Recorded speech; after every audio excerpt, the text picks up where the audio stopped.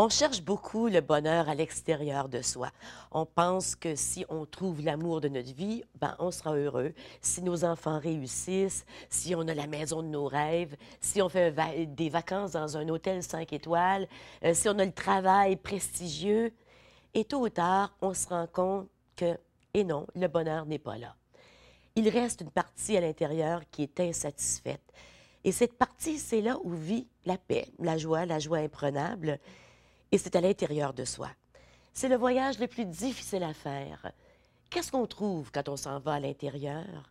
J'en parle aujourd'hui avec Jean-François Souriol et Julie Desmarais. Ils nous parlent d'un mouvement, d'une approche qui s'appelle Inner Journey.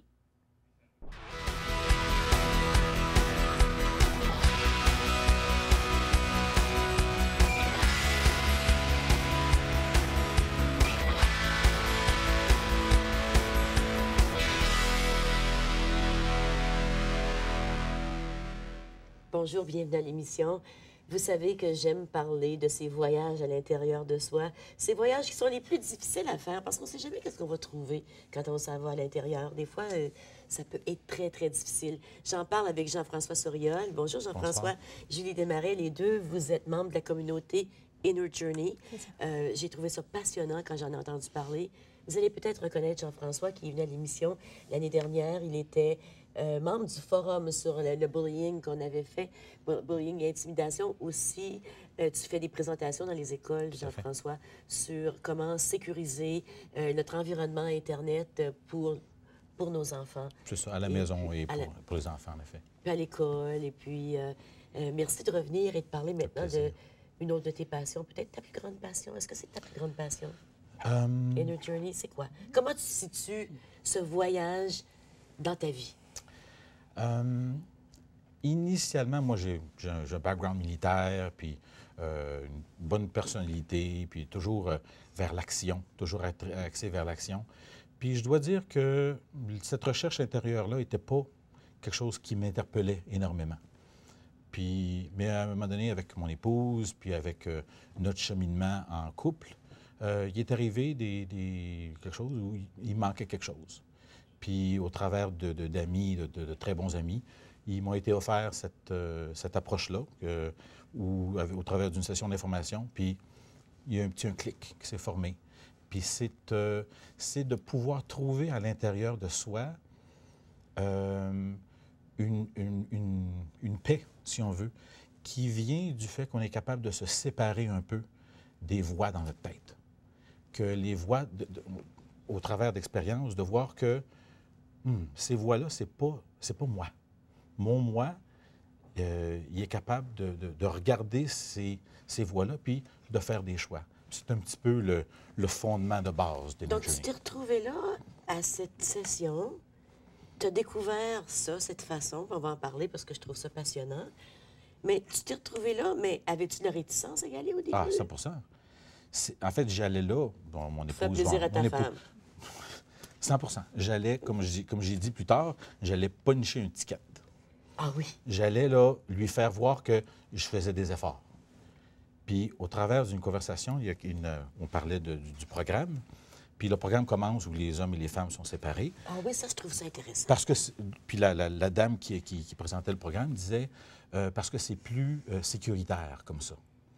Puis j'ai pas d'idée pourquoi. Puis je dis, mais pourquoi c'est plus sécuritaire d'être avec des gars? Puis elle n'a pas dit un mot. Elle m'a regardé, là, comme tu me regardes, là, avec un sourire, là, puis avec la petite tête là, de côté, là, puis elle m'a laissé là, creuser ça. Là. Mais non, puis là, je répète, là, mais pourquoi que c'est plus sécuritaire qu'avec des gars? Puis tous mes amis, là, tes amis, là, des profonds amis, là, ils m'ont laissé, là, j'ai dit, wow! Puis là, elle me regarde et elle dit, ben, peut-être que tu as quelque chose à aller voir, là. Pourquoi? Pourquoi pour toi, ça semble pas sécuritaire? Puis là, la porte est ouverte, là, puis là, il y a 14 ans de ça. Ah oui! T'as accroché avec ce commentaire, avec ça, là. Tout à fait. Ça n'a rien à voir. On dirait que ça n'a rien à voir. Mais c'est parce que dans mon passé, l'intimidation, on en avait parlé, l'intimidation, c'était présent lorsque j'étais au primaire, au secondaire. Donc, cette peur des autres gars qui vont ils vont me tapocher, ces choses-là, c'était présent, puis c'était toujours présent en moi, même dans mon travail.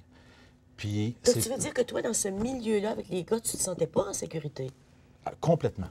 Complètement pas en sécurité. C'était comme... Intimidant. C'était intimidant, il faut toujours que je me protège, il faut toujours que je fasse attention à ce que je dis. Puis il y a ce désir de surcompenser, si on veut, d'être très grégaire, puis de parler fort, Mais en dedans, là, j'ai 4 ans. J'avais un petit garçon de 4 ans, 5 ans, 7 ans, là, qui avait peur de traverser la rue là, parce qu'il y a un gars qui est en arrière de l'arbre.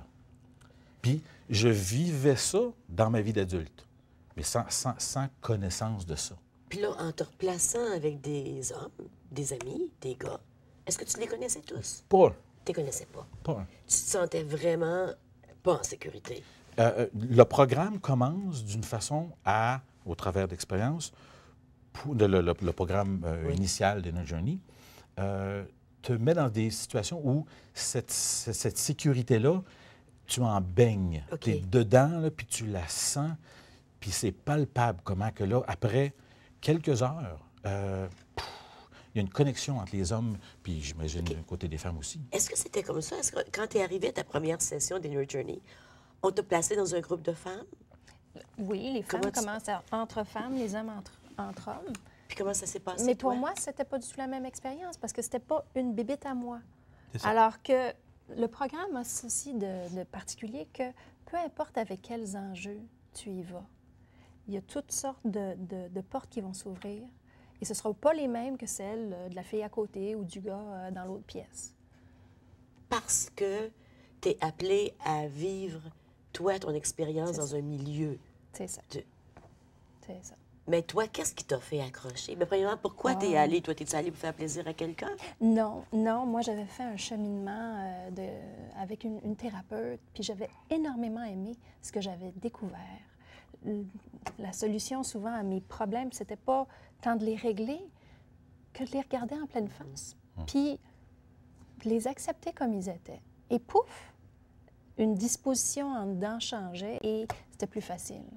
Alors, j'avais beaucoup apprécié ce travail-là avec une thérapeute. Et je m'étais dit... une thérapeute spéciale, hein? Oh, elle était extraordinaire. Oui, parce que c'est pas toujours, hein, comme ça. C'est vrai, c'est pas toujours. Mais je m'étais dit, je veux continuer là-dedans. J'ai peut-être dépassé les obstacles que j'avais à dépasser. J'ai peut-être plus besoin d'aller voir une thérapeute. Mais j'aime ça. Je veux être entourée de gens pour qui la réflexion intérieure, l'introspection, la découverte de soi et surtout s'assumer avec ses difficultés devant les autres, c'est possible.